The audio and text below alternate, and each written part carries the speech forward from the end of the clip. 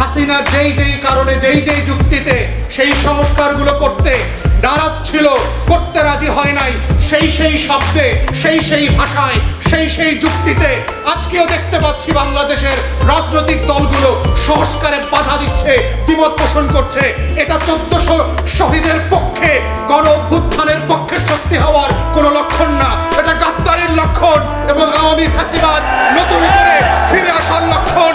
তাই সবাইকে স্মরণ করিয়ে দিতে চাই, 1400 শহীদের রাজনীতি করে আওয়ামীপনা করবেন, 1400 শহীদের নামে দিল্লির গোলামি কায়েম করবেন, 1400 শহীদের নামে বাংলাদেশে আওয়ামী লীগকে পুনর্বাসন করবেন, 1400 শহীদের রক্তের উপরে দাঁড়িয়ে গণ অভ্যুত্থানের কর্মসূচি পালন করতে করতে বাংলাদেশে সংস্কারের বিপক্ষে দাঁড়াবেন।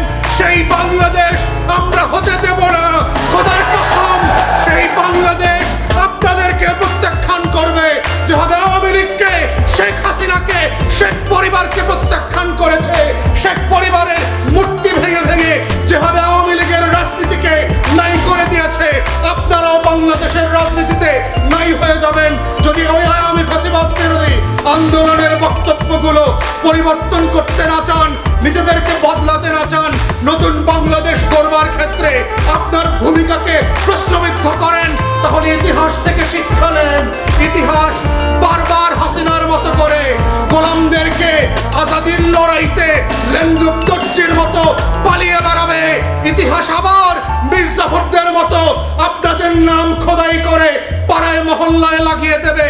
আপনাদের চয়েস, আপনারা কি মির্জাফরের মতো মরবেন, লেন্দুক দর্জির মতো পালাবেন, ইরানের রেজা শাহ পাহলভীর মতো দেশে দেশে ঘুরে নির্লজ্জের মতো মারা যাবেন, না বীরের বেশে নতুন বাংলাদেশে 1400 শহীদের পক্ষে লড়ে বাংলাদেশ গড়বেন। এটা আপনার চয়েস এবং এটাই বাংলাদেশের ভবিষ্যৎ। এটাই 5 কোটি তরুণে দেয়ালে দেয়ালে লিখে সেই বাংলাদেশের কথা বলে গেছে। এই বাংলাদেশের বাইরে নতুন কোনো বাংলাদেশ হতে দেওয়া হবে না।